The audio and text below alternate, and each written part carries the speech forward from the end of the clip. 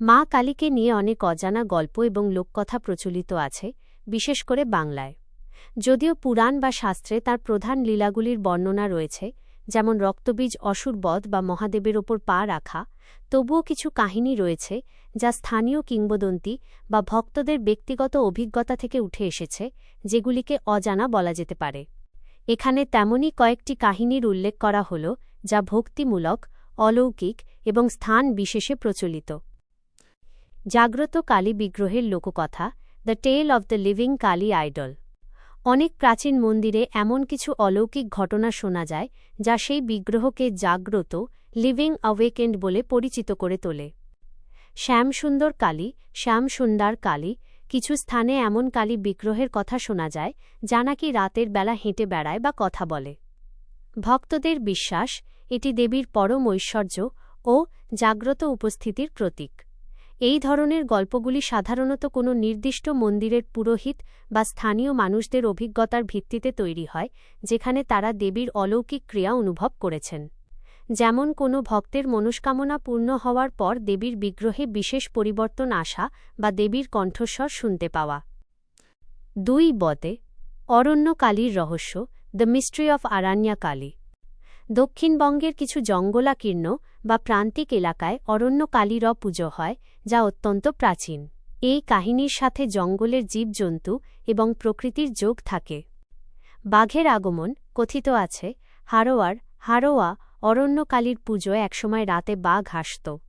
বাঘটি পুজো মণ্ডপের আশেপাশে ঘোরাফেরা করত এবং পুজো শেষ হলে চলে যেত। স্থানীয়রা বিশ্বাস করতেন, এই বাঘ স্বয়ং দেবীর বাহন বা তাঁর অনুচর, এবং দেবীর কৃপাতেই সে কাউকে আঘাত করত না। এটি প্রমাণ করে মা কালী শুধু ধ্বংসের দেবী নন, তিনি প্রকৃতিরও মহাশক্তি। 3 7 বনকালীর অজানা কাহিনী, the untold story of the 7 sisters Kali. ভারতের বিভিন্ন শক্তিপীঠ এবং মন্দিরকে কেন্দ্র করে একাধিক স্থানীয় কিংবদন্তি গড়ে উঠেছে। বীরভূমের মতো তন্ত্র সাধনার স্থানে এই ধরনের গল্প বেশি শোনা যায়। বীরভূমের 7 বন কালী। বীরভূমের বিভিন্ন গ্রামে 7টি বিশেষ কালী মন্দিরের গল্প প্রচলিত আছে, যাদেরকে একত্রে 7 বন কালী বলা হয়। এই 7 দেবীর প্রত্যেকটি এক একটি বিশেষ শক্তির প্রতীক, এবং এদের পুজোয় স্থানীয়দের বিভিন্ন বিপদ আপদ থেকে রক্ষা পাওয়া যায়। এই মন্দিরগুলির প্রতিষ্ঠার ইতিহাস প্রায়শই কোনো স্থানীয় রাজা, সাধক বা অলৌকিক স্বপ্নের সাথে যুক্ত থাকে, যা সাধারণ মানুষের কাছে এখনও অজানা রহস্য।